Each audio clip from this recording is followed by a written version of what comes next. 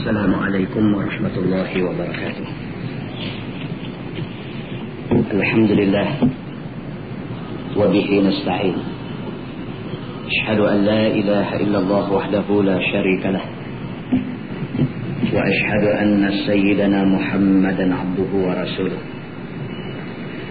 ونصلي ونسلم على هذا النبي الكريم سيدنا وحبيبنا ومولانا محمدا الأمين، وعلى آله وصحبه أجمعين. أما بعد، أيها المؤمنون اتقوا الله، أوصيكم وإياي بتقوى الله، فقد فاز المتقون. Muslimin dan muslimat, mudah-mudahan dirahmati Allah Subhanahu wa taala. Kita memilih untuk baca tafsir Nurul Ihsan jilid 1. Kita memilih untuk baca tafsir Nurul Ihsan jilid 1 di masjid ini.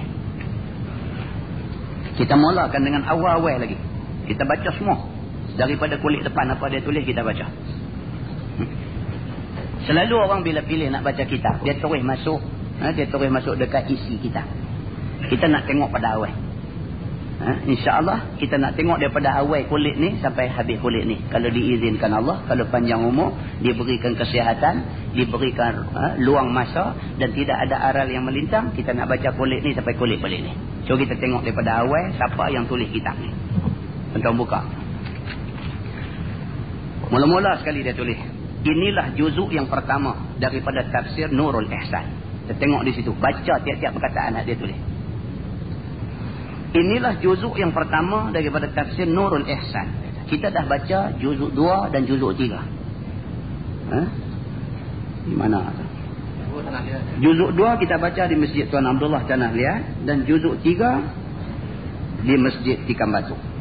Hari ini kita tengok juzuk yang pertama. Juzuk yang pertama ni saya baca di Masjid Abdul Qadir Batawas tahun 1994 dulu. Ni kita ulang di masjid ni. Dia kata inilah juzuk yang pertama daripada tafsir Nurul Ihsan pada mentafsirkan Quran, terjemah Al-Alim Al-Fadil Al-Haj Muhammad Sa'id bin Umar Qadhi Jitra Al-Qadahi. Al-Qadahi itu Jitra Kedah. Ya, dia duk heran pula apa pula. Jitra ni duk panas cerita satu ibu kena kuman HIV di Jitra ni. Baik, kemudian dia tulis di situ, kitab ni adalah kitab yang ditulis dan diterjemahkan oleh Al-Alim. Al-Alim maksud orang alim dia ni. Al-Fadil maksudnya orang yang berkelebihan. Al-Fadlu fadilah. Pernah dengar orang sebut fadilat. Fadilat zikir. Fadilat sembahyang berjamaah. Fadilat itu maksud kelebihan. Al-Fadil maksudnya orang yang lebih. Kitab ini ditulis oleh Al-Alim, oleh satu orang yang alim, Al-Fadil, dan orang yang mempunyai kelebihan. Maksudnya kelebihan ilmu. Nama dia ialah Al-Haj Muhammad Sa'id bin Umar. Nama penulis kitab yang kita duk baca 3 juzuk dah, 3 jilid dah ni, ialah Muhammad Sa'id bin Umar. Dia ni dulu kerja dia ialah Qadhi Jitra di Kedah. Meninggal lama dah dia ni. Kemudian di bawah tu dia doa, ghafarallahu lahu wa liwalidayhi ولمشايخه ولجميع المسلمين والمسلمات والمؤمنين والمؤمنات الأحياء منهم والأموات والحمد لله رب العالمين. Itu doa. Maksud dia apa? Ghafarallahu lahu. Mudah-mudahan Allah ampun dia ni. Ini penulis kitab ni tuan-tuan. Malam ni kita baca kitab ni. Setiap patah perkataan yang dia tulis, yang kita baca, pahala sampai ke dia.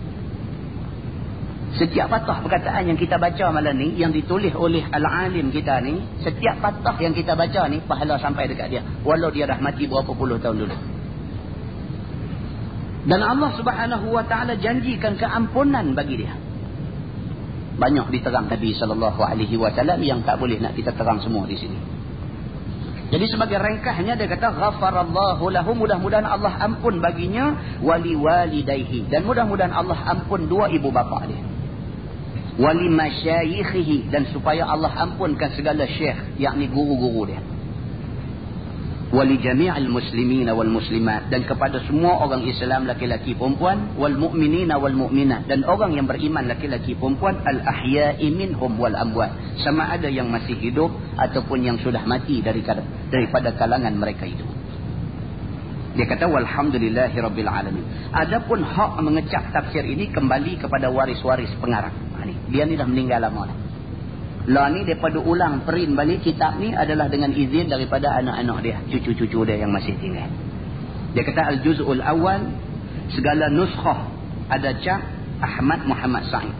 Cap yang ketiga pada tahun 1391. Ni, kitab yang kita baca ni dicetak pada tahun 1391. Jilid yang ketiga dicap pada tahun 1391 Hijriah.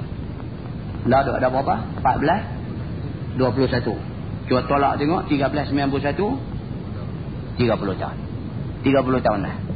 Kitab ni dicetak pada cetakan yang ketiga. Tuan yang menulis kitab ni dah pun meninggal. Maknanya dia meninggal lebih pada 30 tahun dah. Itu maksudnya. Dan telah dibenarkan oleh waris-warisnya mengecap kepada maktabah wa maqba'ah Darul Ma'arif Sungai Pinang, Pulau Pinang. Dicetak tepi dengan rumah kita, tapi kita tak baca. Itu cerita. Nanti yang nak baca juga muka surat mula tu. Nah, abang kata cetak tepi rumah kita, tak baca. Dan ada pun kemudian daripada itu. Amma ba'du tu maksudnya, dan ada pun kemudian daripada itu. Kita dengar selalu khatib bila baca khutbah sampai tang satu peringkat dia kata amma ba'. Amma ba' maksudnya dan ada pun kemudian daripada itu.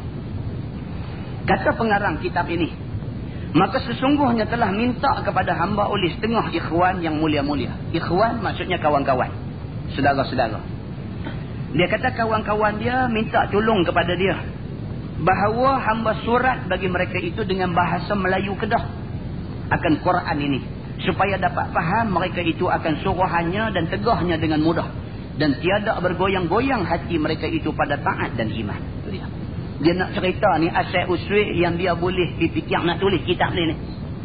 Yang akhirnya jadi kitab Nurul Ihsan jilid 1, jilid 2, jilid 3, jilid 4, jilid 5, jilid 6, jilid 7. Lah ni sampai jilid 7 dah ada.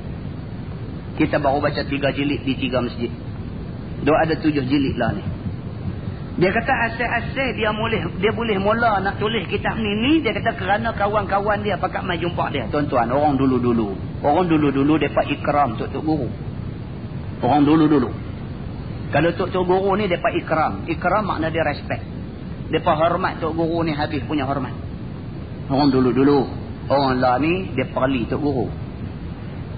Orang lah ni kalau tok guru ni dia buat parlimen. Dia sebut penyangga, dia sebut macam-macam. Ada orang lah yang berperangai begitu. Dia mati esok ni siapa nak pergi tengok mayat dia? Kalau tidak tok guru siapa? Yang nak mandi mayat dia siapa? Yang nak kapan mayat dia siapa? Yang nak menyembahyangkan mayat dia, yang nak minta dekat Allah, Allahumma ighfir lahu warhamhu wa'afihi wa'fu anhu, siapa? Kalau tidak tok guru ataupun orang-orang yang belajar pada tok guru, siapa lagi? Kawan-kawan dia tak hafal doa Allahumma ighfir lahu ni, tak hafal. Kawan-kawan dia ajak semayang mayat lari. Yang kata kawan-kawan dia ni, bila ajak semayang mayat lari. Pasal apa lari? Yang pertama pasal tak reti, yang kedua pasal takut mayat jadi hantu. Nak pergi kelola mayat dia, nak pergi mandi mayat dia, nak pergi semayang mayat dia, nak pergi kebumikan mayat dia. Semua ni adalah tok guru ataupun orang yang mengaji dengan tok guru. Maka orang-orang dulu mereka faham. Mereka faham bahawa tok guru ni bukan sahaja nak bimbing kita atas dunia. Bahkan tok guru ni dia memberi satu syafaat kepada kita di hari akhirat esok. Maka mereka reti nak hormat tok guru. Maka dia kata dalam kitab dia ni, kawan-kawan dia, orang-orang duk mengaji kat dia selama ni, mereka pakat pergi jumpa tok guru mereka ni, mereka minta dekat dia. Mereka kata tok guru boleh tak boleh tok guru buatlah satu kitab, tulis cara Melayu Kedah ni. Tulis kitab ni cara lega orang belah utara ni, supaya kami ni mudah faham. Dia kata kai yafhamu amrahu wa nahyahu bisur'an. Mudah-mudahan kami boleh faham apa perintah Allah dan apa larangan Allah bisur'an, dengan segera dan cepat. Nak baca lagu kitab Arab ni kami lambat faham. Nak baca lagu kitab tulis dalam bahasa tempat lain kami payah faham. Tulis dalam bahasa Melayu Kedah ni supaya kami cepat faham. Wala yatajaljalu fi ta'ah wal iman. Dan mudah-mudahan bila kami baca kitab Tok Guru ni, hati kami ni tidak tajaljal. Maksudnya tak bergoyang-goyang. Hati kami ni bila baca, pak kata faham tu. Malu tu. Bila kitab ni ditulis dengan tulisan Melayu Kedah, kemudian dia ajak pula cara Melayu Kedah dan kami pula orang Kedah, mudah-mudahan bila kami dengar tu, sahabat ambil gambar, sahabat foto setiap tu, tak kata faham tu. Supaya kami dapat faham bisur'an. Sur'ah ni maksud dia cepat. Tuan pergi Mekah, kadang Arab ni, kita bayar RM10 nak naik unta dekat Jabal Rahmah tu. Dia bayar RM10 nak naik unta. Tapi nak naik tu buat takut, nak naik tu buat takut, nak naik tu buat takut. Dia kata, ya Allah bisur'ah. Ya Allah bisur'ah. Maksudnya cepat sikit. Itu maksud dia sur'ah. Jadi kata di sini bisur'an maksudnya supaya cepat boleh faham apa yang dia tulis ni. Fa'ajabtuhu wa illam akun ahlan lidzalik talaban liridar rahman wa insyirahan liqulubil ikhwan. Maka hamba pun perkenan akan dia. Itu dia. Bila dah kawan-kawan mai pakat minta Tok Guru tulislah kitab untuk kami mengaji, tulislah kitab dan sebagainya, fa'ajabtuh, maka aku pun menerima permintaan depa ni. Dia kata, wa illam akun ahlan lidzalik. Cuba tuan-tuan tengok. Ni yang kata orang alim dulu. Dia kata, maka aku perkenan akan dia, dan jika tiada hamba ahli bagi yang demikian itu sekalipun. Itu dia. Dia kata mereka minta supaya aku tulis kitab untuk mereka nak belajar, untuk mereka mudah faham. Dia kata sedangkan aku ni lam akun ahlan, aku bukan ahli, aku tak pandai. Dia kata tulis kitab ni, aku tak pandai. Dia kata, tapi oleh kerana kawan-kawan minta talaban liridar rahman, lagipun aku mengingatkan tujuan aku tulis ni semata-mata kerana nak menuntut keredaan Tuhan Ar-Rahman. Bukan ada tujuan nak menyaga apa, tak ada. Aku tulis kitab ni, yang pertama dia kata pasal kawan-kawan minta tolong. Aku tahu diri aku tak layak. Dia kata, lam akun ahlan lidzalik, aku bukan ahli, aku bukan cekap tulis-tulis kitab ni. Aku tak cekap, dia kata. Tetapi oleh kerana kawan minta tolong, dan yang kedua talaban liridar rahman, kerana nak menuntut keredaan Tuhan Ar-Rahman, wansyirahan liqulubil ikhwan, dan juga kerana nak menyukakan hati ikhwan, yakni kawan-kawan aku. Kawan-kawan minta tolong, aku tolong. Mudah-mudahan bila aku tolong, mereka suka kat aku. Tu saja dia kata. Wa kana mu'tamidi fihi al-jalalain wal baydawi wal jamal wa ghairiha min tafasir al-Quran. Dan adalah tempat pegangan hamba padanya ialah tafsir Jalalain, tafsir Baydawi, dan juga tafsir Jamal, dan lainnya daripada segala kitab tafsir Quran. Dia kata, jadi saya nak tulis kitab ni, saya merujuk kepada kitab-kitab yang dia sebut ni. Nurul Ihsan ini adalah kitab yang diambil daripada isi kitab tafsir Al-Jalalain. Tafsir Jalalain ni kita Arab tuan-tuan. Kemudian dia kata, aku merujuk kepada tafsir Baydawi, ada dalam bahasa Jawi kita ada tafsir Anwar Baydawi. Dan juga aku tengok kepada kitab tafsir Al-Jamal. Selain daripada itu ada banyak lagi kitab-kitab tafsir lain yang aku rujuk untuk aku tulis kitab yang hampa semua dah baca lah. Begitu. Kita tengok mukaddimah. Ini style orang lama tulis kitab saja. Saya memilih untuk baca daripada awal supaya kita yang dah semakin jauh dengan kitab-kitab lama ni, kita nampak macam mana Tok Guru lama dulu tulis kitab. Dia punya starting kitab dia menggambarkan tawaduk dia. Starting kitab dia, dia menggambarkan dia ni satu orang yang tawaduk depan Allah. Dia tak pukul dada kata dia banyak ilmu. Dia tak hidup mengaku kata dia pandai sekali. Sebaliknya, dia kata dia ni tak ada ilmu, dia tak erti tulis kitab. Tetapi oleh kerana desakan kawan-kawan dan oleh kerana dia pun nak cari sikit keredaan Tuhan, maka dia tulis kitab ni. Tawaduk maksudnya merendah diri, menghina diri dia di depan Allah dan di depan manusia semua. Dia anak abang kata dia ni tak ada apa. Kalau lagu ni punya tulis kitab tak ada apa tuan-tuan, kita ni kira hausia. Kita lagi tak ada apa. Dia macam ni punya hasil kitab, dia kata dia ni tak ada apa. Kita ni apa? Kitab dia pun baru malam ni kita jumpa nak baca. Nak harap kita tulis kitab dah sekali-kali. Kita orang tulis dah pun kita tak boleh nak baca. Menyedari hakikat itu, maka kita kena ada rasa rendah diri bila nak baca kitab dia ni. Kalau dia merendah diri, kita kena rendah lagi rendah pada dia. Baru padan dengan kedudukan kita sebagai satu orang hamba yang jahil di depan Allah Subhanahu wa ta'ala. Muqaddimah dia kata. Makna Islam ialah junjung suruh Allah dan tegahnya. Sebelum dia start tafsir ni, dia nak go back kepada benda yang paling basic bagi kita semua. Ni benda basic tuan-tuan. Benda ni kalau kita tak clear lagi, karut. Kita duduk baca tajuk tinggi-tinggi, karut. Yang ni basic. Asas kepada segala benda yang ada dalam agama ni. Apa dia kata? Islam bermakna junjung perintah Allah dan tegahnya. Kalau kita tak boleh nak junjung semua perintah Tuhan, kalau hak Tuhan larang kita duk buat lagi, bermakna kita bukan Islam. Itu maksud dia. Itu maksud dia. Sebagai orang Islam, mesti ada dua sifat ni. Yang pertama, apa juga yang Tuhan kata, sami'na wa ata'na. Kami dengar, kami taat. Kalau benda tu perintah, kami buat. Kalau benda tu larangan, kami titik. Kami tak akan buat lagi. Itu Islam. Dia kata. Dan makna iman ialah percaya dalam hati. Iman ialah kita percaya. Maksud dia apa? Apabila disebut saja kepada kita tentang apa-apa benda yang melibatkan soal yang disebut dalam Quran atau di dalam hadis Nabi, kita percaya. Orang sebut tentang titi siratal mustaqim, kita percaya. Orang hebat kita kata titi yang dikatakan siratal mustaqim ni bukan sebarang titi, tetapi dia satu titi yang boleh jadi macam-macam rupa. Kadang-kadang dia boleh jadi luas, lebih luas daripada lebuh raya ada. Kadang-kadang dia boleh jadi halus, lebih kecil daripada rambut di belah tujuh. Kita kena percaya. Apabila diberitahu kepada kita oleh Nabi SAW bahawa titi siratal mustaqim ini ada orang lintas seperti kilat yang menyambar. Ada orang yang melintas seperti mana angin yang bertiup. Ada orang lintas seperti orang yang berlari pantai.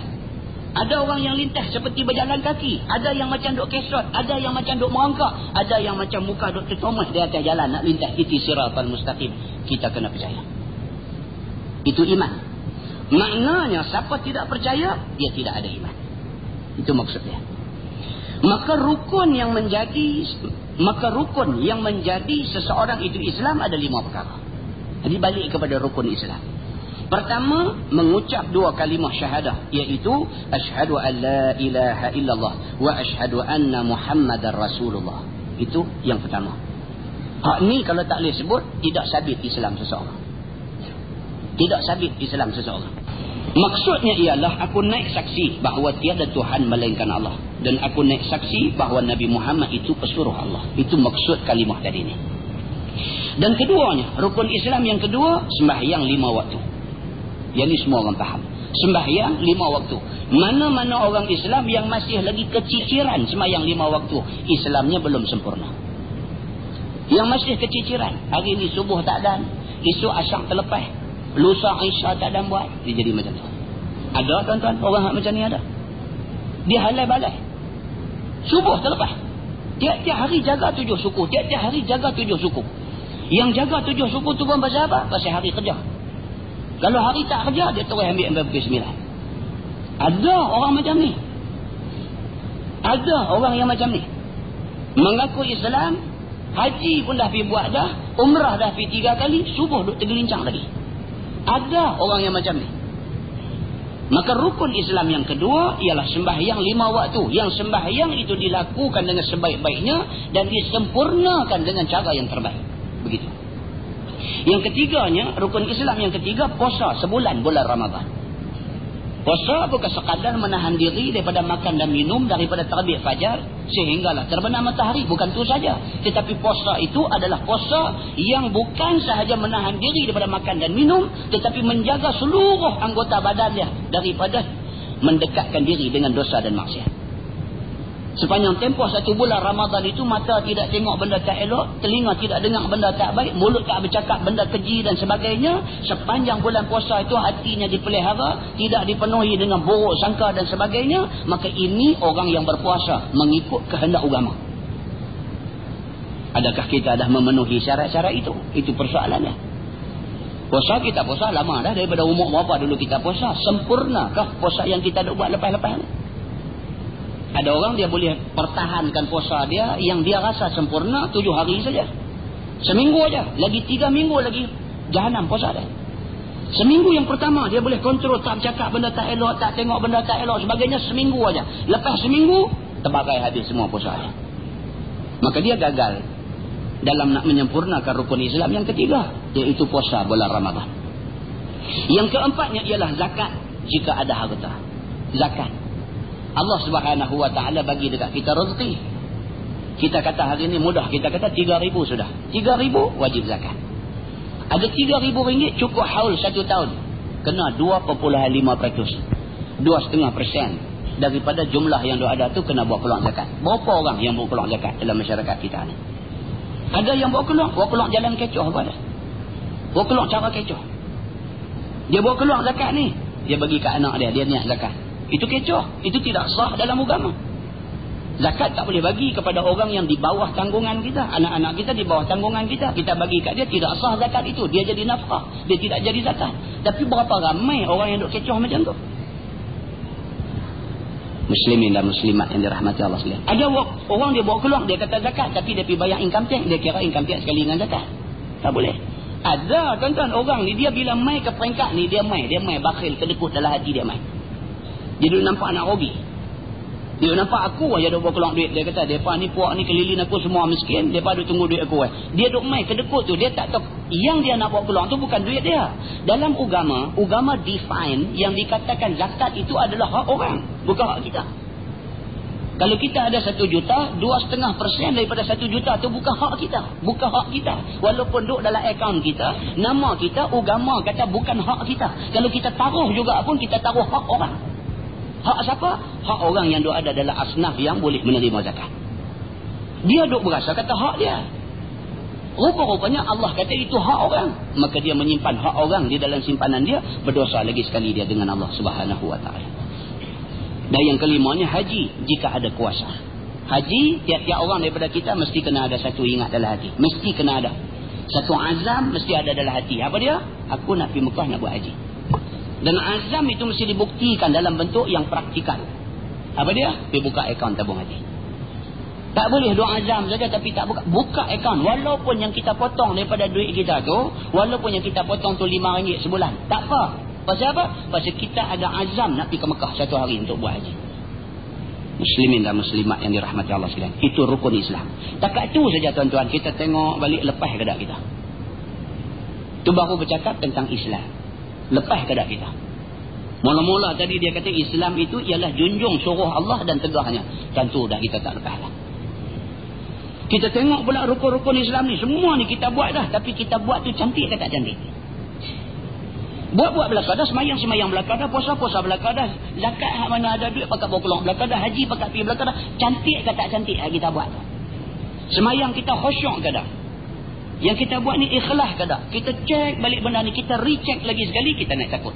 Kita naik takut. Kita tak tahu mana kita nak duduk di depan Allah Subhanahu wa ta'ala esok. Kita tak tahu kubur kita betul-betul nak jadi macam mana kubur kita ni. Adakah dia akan menjadi satu taman daripada taman syurga Allah, ataupun kubur kita nanti nak jadi satu lubang daripada lubang api neraka Allah. Na'udzubillah min zalik. Yang kedua dia kata rukun iman. Rukun iman itu 6 perkara. Yang pertama, beriman dengan Allah, Tuhan yang Maha Esa. Kita kena beriman bahawa Allah ni Tuhan kita. Dialah Tuhan yang menjadikan langit, bumi, segala binatang, manusia, bukit bukau, apa semua ni Tuhan yang bagi jadi. Itu dia panggil Tauhid Rububiyah. Dia panggil Tauhid Rububiyah. Kita mengesahkan Allah dari segi Allah berkuasa buat semua benda dalam alam ni. Dan yang kedua, kita kena beriman dengan Allah bahawa Allah sahaja Tuhan yang boleh kita sembah. Allah sahaja Tuhan yang boleh memberi rezeki kepada kita. Allah sahaja Tuhan yang boleh menegakkan undang-undang di atas muka bumi ni. Allah sahaja. Dan orang lain tidak boleh kongsi dengan Allah dalam benda-benda ni. Yang ni dia panggil Tauhid Uluhiyah. Yang kedua ni, rukun iman yang kedua, beriman dengan segala malaikat. Iaitu malaikat itu hamba Allah. Tiada hingga banyaknya. Itu dia. Kita kena beriman. Beriman bahawa malaikat ni hamba Allah serupa kita. Kalau kita hamba Allah, malaikat juga hamba Allah. Sama macam kita. Dari segi status hamba, serupa. Malaikat ni berapa ramai bilangan dia? Tidak terhingga banyaknya. Tak tahu berapa ramai banyaknya. Cuma mereka ni disimpulkan dalam 10 nama. Bukan 10 orang malaikat. 10 nama. Malaikat maut itu saja tak tahu berapa ramai. Allah sahaja yang mengetahui. Kita tak tahu. Maka dengan kerana tu mati di Taman Brown ni seorang, dalam masa yang sama pada saat yang sama juga mati di Florida seorang. Ada orang tanya, dia kata, Ustaz, malaikat maut ni ada berapa orang? Kalau seorang jenuh, dia duduk hambat pergi. Tak pasal apa, dia kata mati tu kira time tu sama. Dia kata time tu sama. Masa hak mati di Taman Brown, masa tu juga di Florida seorang. Di Michigan University pensyarah dia mati seorang. Dia kata di Los Angeles ada seorang mati. Kemudian di Eritrea ada seorang mati. Kemudian Nigeria ada seorang mati. Kemudian di Peking China ada seorang mati. Masa yang sama. Macam mana dia nak pergi semua Ustaz? Hantu saya duk fikir yang tu Tuhan punya kerja. Dia fikir benda yang orang tak suruh fikir. Kan? Cerita dia mati ni ketentuan Allah. Macam mana mati? Sampai masa dia.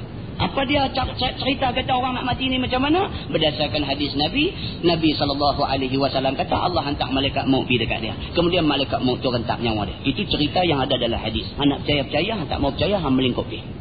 Macam tu aja. Tu tak ada masa nak pergi duk layan orang bercakap benda-benda hak merepek, merepu dana ni, kita tak ada masa nak layan. Hang nak percaya, tak mau percaya sudah. Aku siapa pun akan mati bila sampai masa dia. Mati kita pakat-pakat tengok. Hang betul ke lagu kami duk kata betul? Kita pakat tengok. Dan kita berani challenge benar ni. Pasal apa? Pasal kita berkeyakinan dengan Quran dan hadis Nabi. Hang tak yakin tu hang atas tanggungan sendirian berat. Dan cerita dia lagu tu aja. Buang masa. Pergi bertengkar dengan dia. Dia kata hadis ni, lagu ni. Kita pergi lawan dengan dia. Buang masa. Aku percaya dekat hadis ni. Hang percaya ke tak? Hang nak percaya boleh kawan dengan aku. Tak percaya hang pergi. Dan aku berkeyakinan bahawa apabila aku mati, aku jumpa semua benda ni. Dan aku berkeyakinan bahawa bila hang mati, hang nanti jumpa benda ni. Kalau hang kata hang tak percaya, itu hang punya percaya. Muslimin dan muslimat yang dirahmati Allah sekalian. Dan malaikat Allah itu tiada terhingga banyaknya yang tiada derhaka ia akan Allah. Rukun iman yang ketiga ialah beriman dengan segala kitab Allah. Yakni kitab Allah ada 104 buah. Satu daripadanya Quran. Dia ada banyak. Quran, kitab apa? Taurat, Zabur, Injil, Quran. Kemudian Suhuf ada banyak. Suhuf Ibrahim, Suhuf Musa. Dia ada banyak. Yang jumlah semua sekali ini ada 104. Dalam tafsir besar dia dihurai satu-satu. Yang kata 104 ini.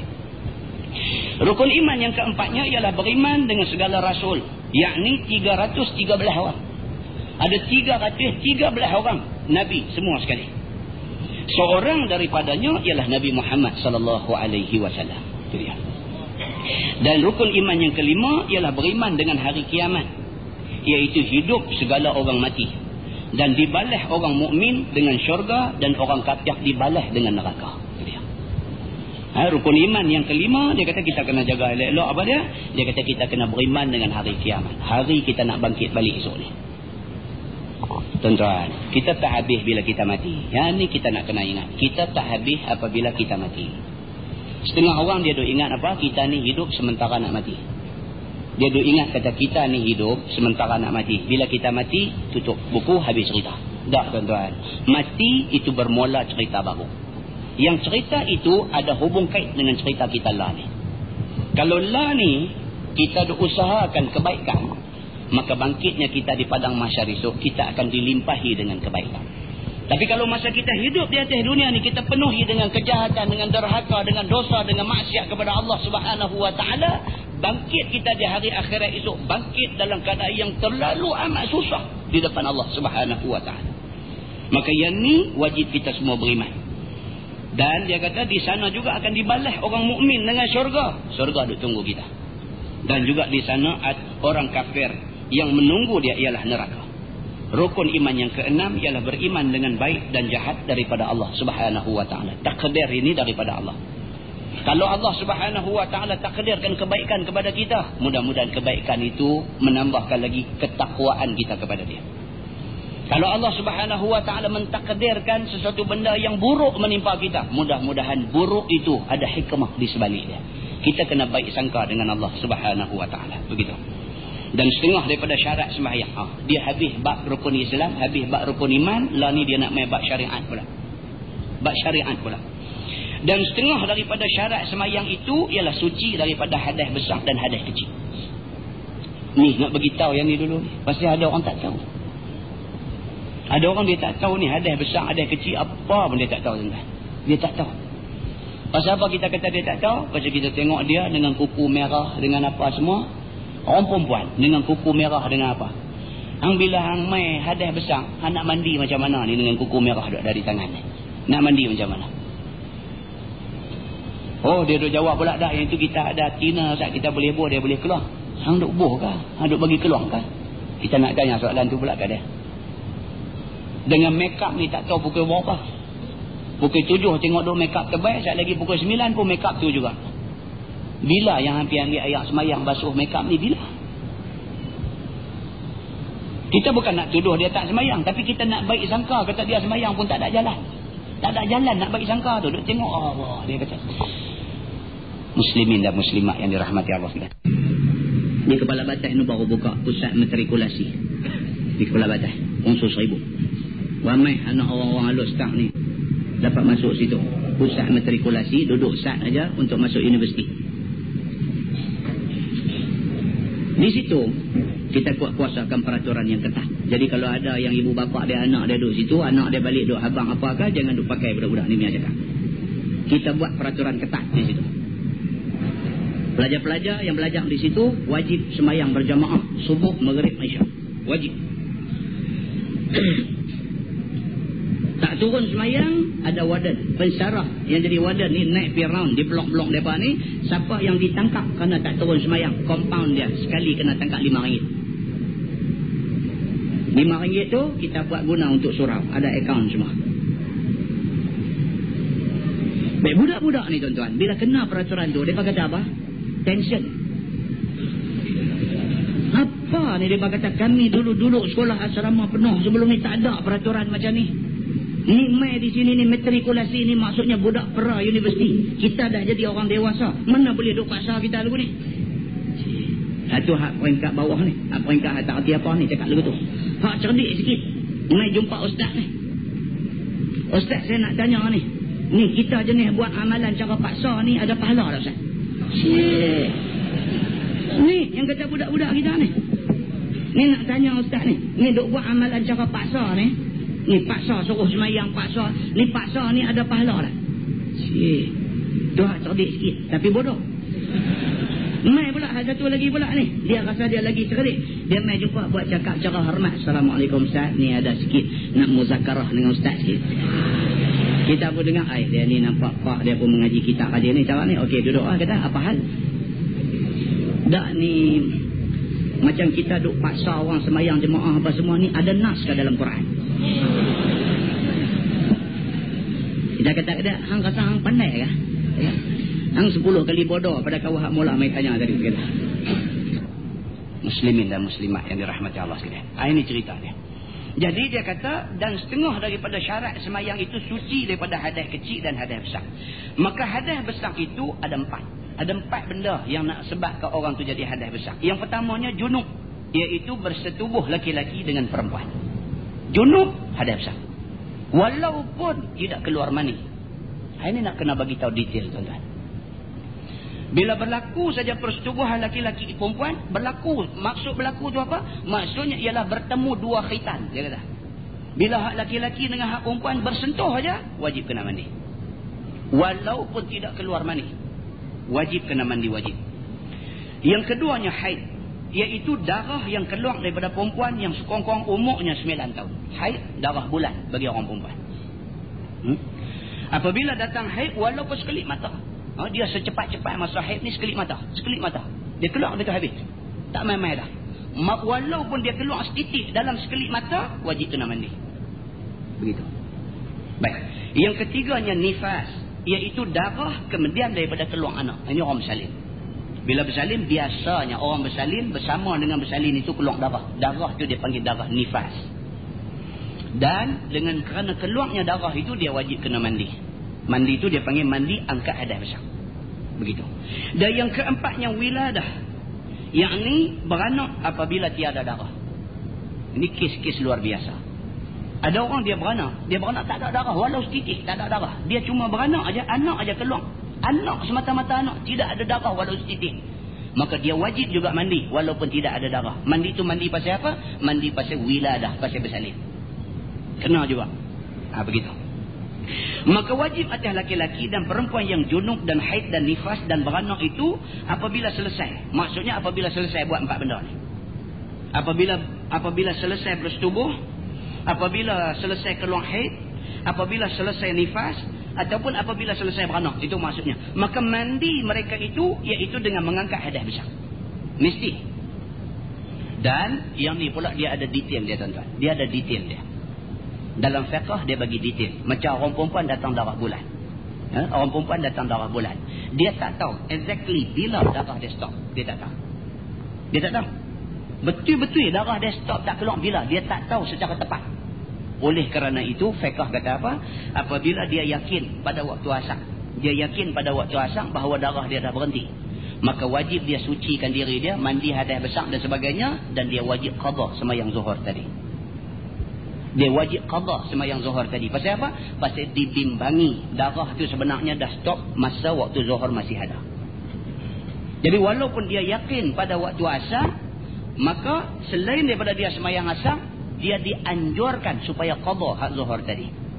Pasal apa? Pasal kita tak tahu exactly secara tepat bila darah berhenti. Begitu.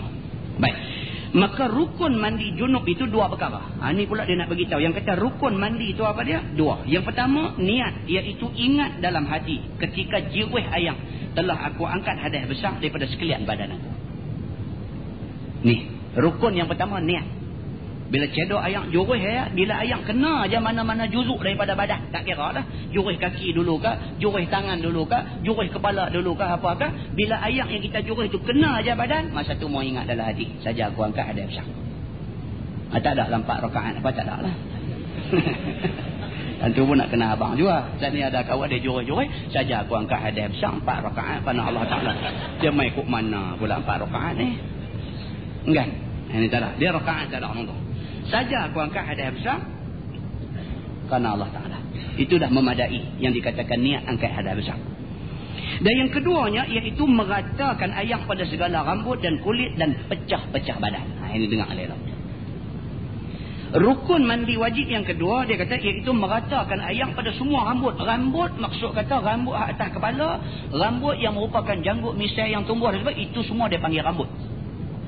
Maka pastikan air tu menyeluruh rata kepada semua kawasan yang ada rambut ni.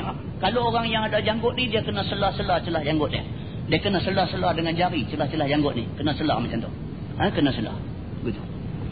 Kemudian celah-celah jari ni kena gonyoh macam tu. Tuan-tuan, kalau tuan-tuan mandi wajib tak sah. Tuan-tuan pergi Mekah, haji tuan-tuan tak sah. Ini bukan cerita habis tahun tu dah. Tuan-tuan mandi wajib tak sah. Pasal apa tak sah? Pasal kejahilan kita sendiri. Kita duk ingat kau mandi wajib lagu buka shower, zoom, turun main kena air apa semua, lagu sejuk sikit sudah. Kita duk ingat lagu tu mandi wajib. Sedangkan mandi wajib ni dia ada syarat dia ada rukun dia. Apa dia rukun? Yang pertama niat. Niat okey, kita beres tentang niat ni. Ni, meratakan air ke seluruh badan dan seluruh rambut dan juga seluruh kulit dan juga tempat yang menjadi pecah-pecah badan. Kalau kaki dia ada pecah-pecah dan sebagainya, celah-celah pecah tu wajib sampai air. Begitu. Kalau tuan-tuan mandi wajib tak sah. Tuan-tuan baca Quran, pegang Quran haram. Tuan-tuan semayang haram. Tuan-tuan pergi ke Mekah buat haji tak sah. Tuan-tuan balik mai ke sini, bawa balik tahallul mai ke sini. Cerita dia apa? Cerita dia nak rosat. Nak rosat kita ni. Dia jadi rosat habis. Agama kita, Islam kita, amalan kita, dia jadi rosat hunyai, tak tahu nak jadi apa kita ni.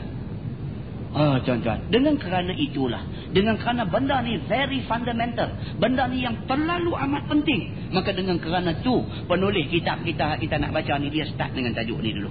Tak ada guna hampir duk belajar tafsir macam-macam punya tinggi, duk baca tafsir suratul Baqarah, duk baca suratul Kahfi, baca macam-macam surah, tengok-tengok mandi wajib tak sah. Ayat ni tak mah. Pasal apa? Benda ni benda yang cukup basic, yang mesti kena settle sebelum akil balik. Sebelum kita cukup umur, kita nak kena settle benda-benda ni. Dia revise lagi sekali supaya mana-mana orang yang sebelum ni terlalai, perbetul balik. Mana-mana sekeru yang longgang, perkejap balik. Supaya benda ni tak menjahanamkan diri kita dan agama kita. Begitu. Baik. Dia kata iaitu yang kedua, rukun mandi wajib. Yang kedua, meratakan air pada seluruh rambut, kulit-kulit dan pecah badan. Maka hadas kecil itu ialah air semayang. Air ni senang. Hadas kecil pula akan terangkat dengan mengambil air semayang. Apabila kita dah tak ada air semayang, dah terbatal wuduk, kita kena pergi ambil balik wuduk. Dan wuduk pun dengan syarat-syarat dia yang detail, yang kita dah baca dah banyak kali dah itu ni. Begitu. Maka fardu ambil air semayang itu 6 perkara. Dia nak terang juga ambil air semayang ni. Ada 6 perkara ketika ambil air semayang. Yang pertama, dia kata niat. Itu mesti. Iaitu ingat dalam hati ketika basuh muka, sahaja aku ambil air semayang. Masa basuh muka, tuan-tuan, kita nak kena ingat dalam mazhab Syafi'i, apabila kita tak ada air, tak ada tangan kita dekat air pancung, kita buh di muka, kita tak boleh angkat. Bila kita buh aja di muka sapu, kita angkat, kita buh pula, air tu musta'mal. Air tu musta'mal. Pasal apa? Pasal air musta'mal maksud air yang sudah digunakan. Masa kita duduk tadah tu air mutlak. Bila kita buh di muka kita, kita tak boleh angkat. Kita kena sapu dalam keadaan tapak tangan kita duduk melekat di muka ni. Sapu daripada tempat tumbuh rambut sampai bawah dagu, daripada anak telinga sampai anak telinga. Kena sapu bagi rata. Habis semua. Lagi sekali. Buh lagi sekali pun serupa, jangan duk angkat. Tuan-tuan, ada orang dia ambil, dia corak itu sekali, lepas itu dia angkat, dia sapu lagi. Dia sapu muka dia dengan air musta'mal. Maka tidak sah wuduk mengikut mazhab Syafi'i. Jaga baik. Baik. So dia kata yang pertama niat, iaitu ingat dalam hati ketika basuh muka, saja aku ambil air semayang. Yang kedua, rukun yang kedua ambil air semayang ialah basuh muka. Lebar muka ialah daripada rambut kepala sehingga bawah dagu. Daripada tempat tumbuh rambut ni sampai bawah dagu. Bagi kawan hak projek, dia kira daripada tempat yang biasanya tumbuh rambut. Yang biasanya tumbuh rambut. Pasal apa? Nak cari tumbuh tak tumbuh. Kan? Jadi dia dulu duduk cari sampai ke belakang tak tumbuh. Dia kata aku nak basuh tang mana? Ada. Dia ada cerita dia. Bagi orang yang jenis macam tu, dia kena basuh daripada tempat yang biasanya tumbuh rambut. Sama lah macam tuan-tuan, kalau sekiranya kita ni jenis kepala tak ada rambut, bila kita pergi ke Mekah, masa kita nak tahallul tu, disunatkan kita cukur ataupun potong sepongkongnya 3 helai rambut. Sedangkan dia ni lagu tak ada langsung. Dan tak ada langsung. Jadi macam mana dia? Adakah dia pakai tak payah nak bercukur? No. Dia kena bercukur. Habis macam mana rambut tak ada? Dia kena ambil pisau dan lalukan di atas kepala yang tidak ada rambut tu. Seperti mana isyarat orang cukur rambut. Dia kena buat juga. Habis buat apa? Dia kata ni kerja bodoh. Dia kata rambut tak ada bila apa? Kalau hang tak buat, hang bodoh. Dia kena buat. Yang tu dia kena buat. Mesti lalukan pisau di atas kepala ni. Lalukan. Sebagai syarat kata kita bercukur.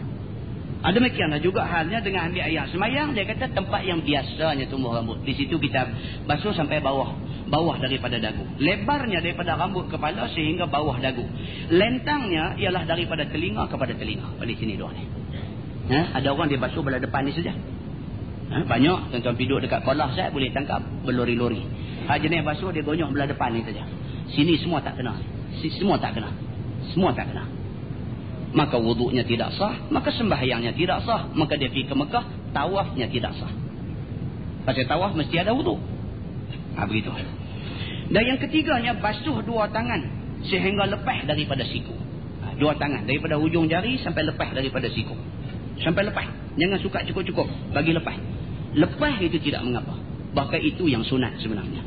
Bagi lepas daripada siku. Dan yang keempatnya, sapu sedikit kepala dengan air. Ambil sapu sikit mana-mana juzuk kepala.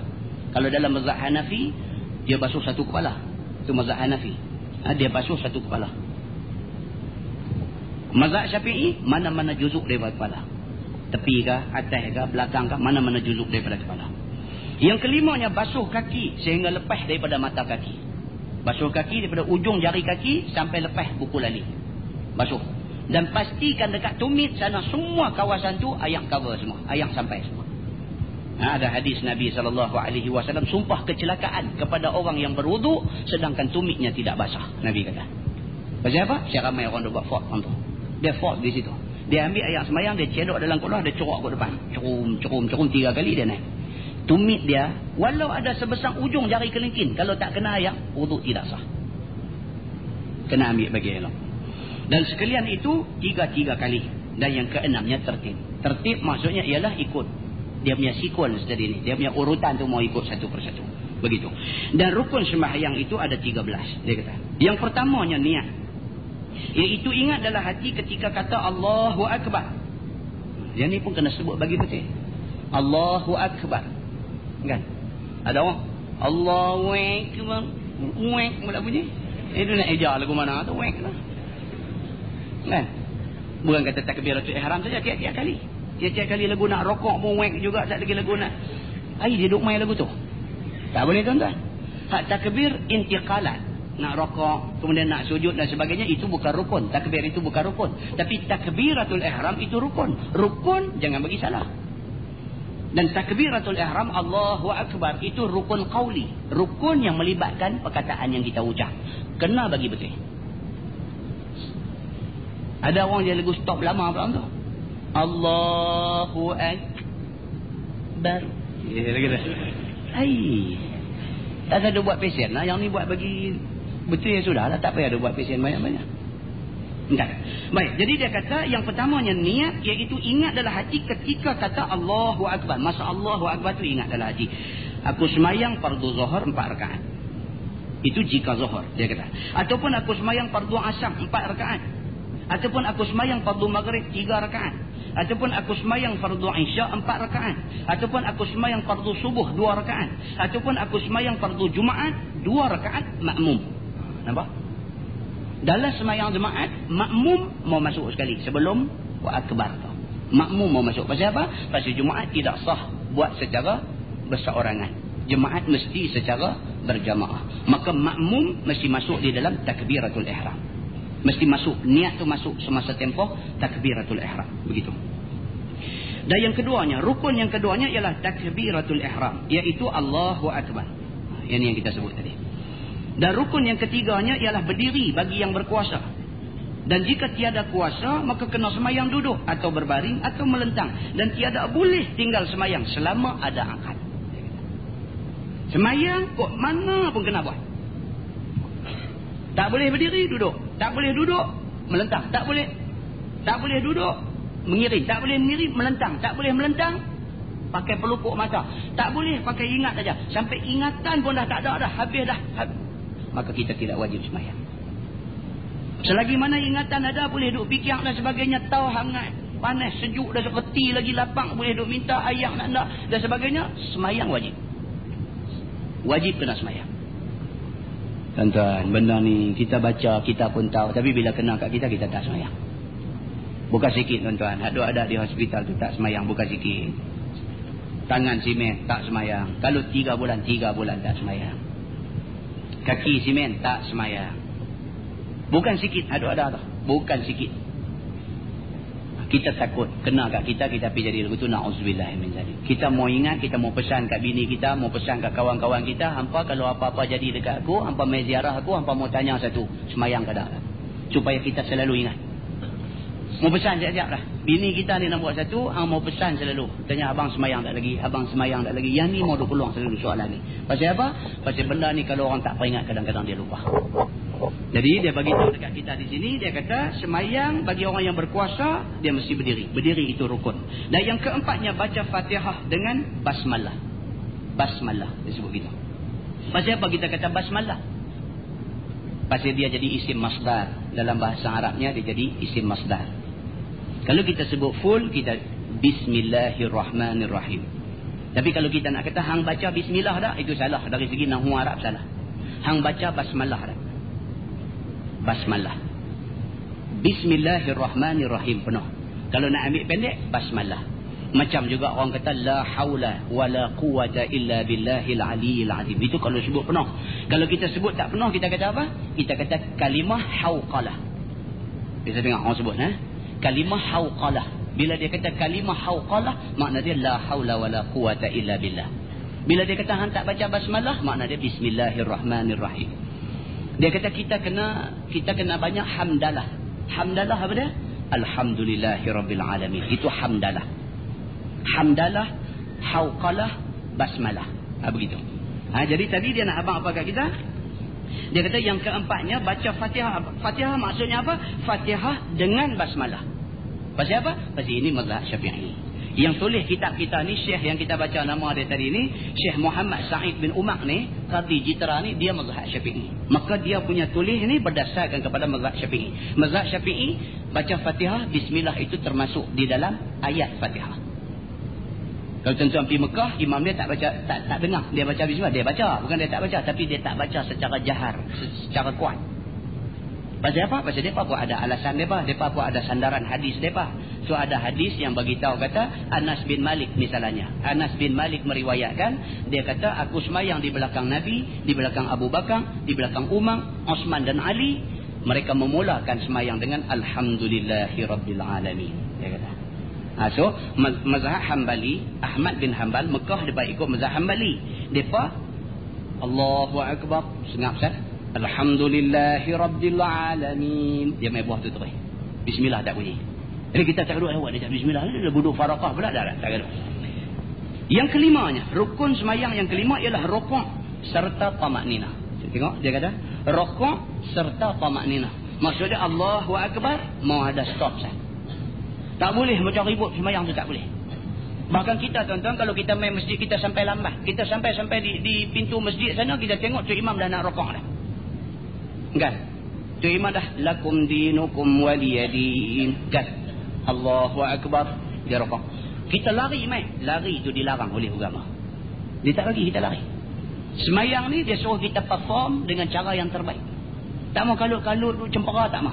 Semayang mau bagi cantik. Takkan menadan. Kita sampai sana, kita baru duk buang kasut. Daripada sini Allahu Akbar, selamat pi. Kita jalan pada kadar biasa. Kita sampai, kalau dah dia dah sami Allahu liman hamidah, Allahu Akbar sujud, kita takbir, Allahu Akbar, kita sujud. Itu yang tercantik. Dia tak mau subuh main masuk sampai penat, dia tak mau macam tu. Semayang dia tak mau macam tu. Pasal apa dia tak mau macam tu? Pasal semayang ni ialah kita menghadap Allah.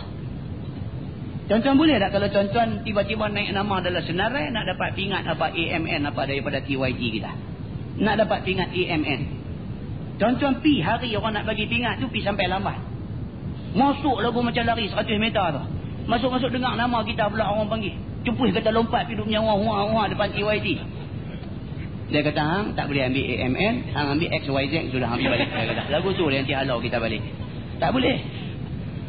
Itu manusia tu kan. Dia pun tak mau duk main kalang kabut depan dia ni, dia tak mau. Dia kata, awak ni yang sampai tak ada akal macam ni, minum serbu masuk pergi rosak majlis aku ni.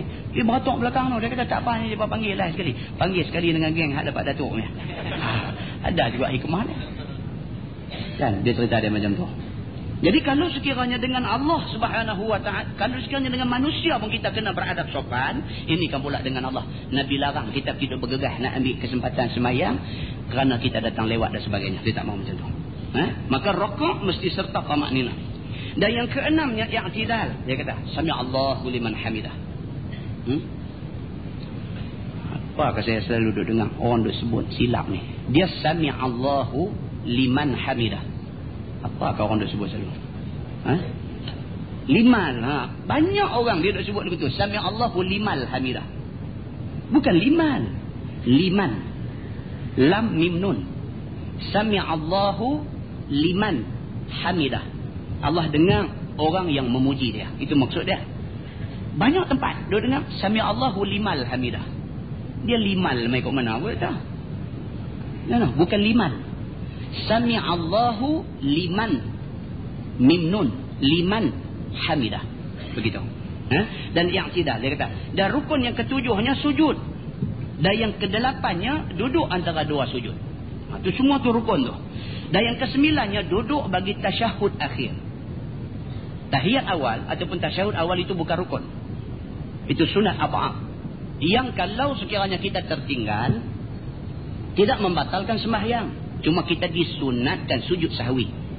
Last sekali saat ni disunatkan sujud sahwi. Tapi untuk tahiyat akhir itu rukun.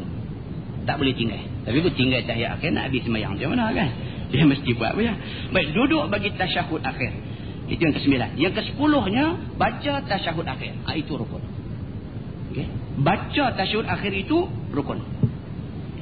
Baik, kita balik yang tadi. Duduk bagi tasyahud akhir. Ini ada orang duk confuse. Duduk bagi tasyahud akhir maksudnya semasa baca tahiyat akhir tu, semasa baca tu kita kena duduk. Itu maksud dia. Bukan maksudnya duduk kaki keluar ke tepi tu. Ada orang dia confuse tau ni.